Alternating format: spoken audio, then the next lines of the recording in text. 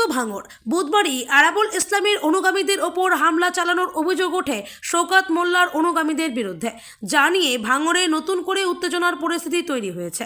এবার আরাবুল ইসলামের গাড়ি থেকেই উদ্ধার হলো কোদালের বাট, প্লাস্টিকের পাইপ।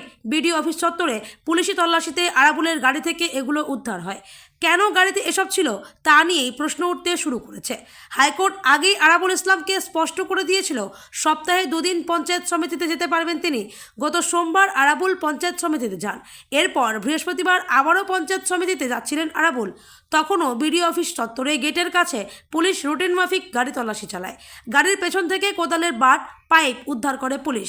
এই সব নিয়ে আরাবুল কোথায় যাচ্ছিলেন সেটা নিয়ে প্রশ্নের মুখে পড়েন তিনি। আরাবুল ইসলাম বর্তমানে বিডিও অফিসের ভিতরে রয়েছেন।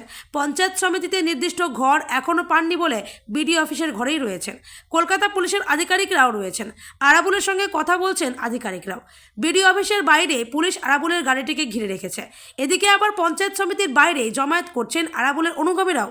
যদিও আরাবুল ইসলামের ছেলে হকিবুলের বক্তব্য, দলের ঝান্ডা লাগানোর সরু কিছু প্লাস্টিক পাইপ পাওয়া গিয়েছে। ওটা তো নেতাদের গাড়িতে থাকে। সকাল থেকে জানি সবার গাড়ি তল্লাশি হচ্ছে।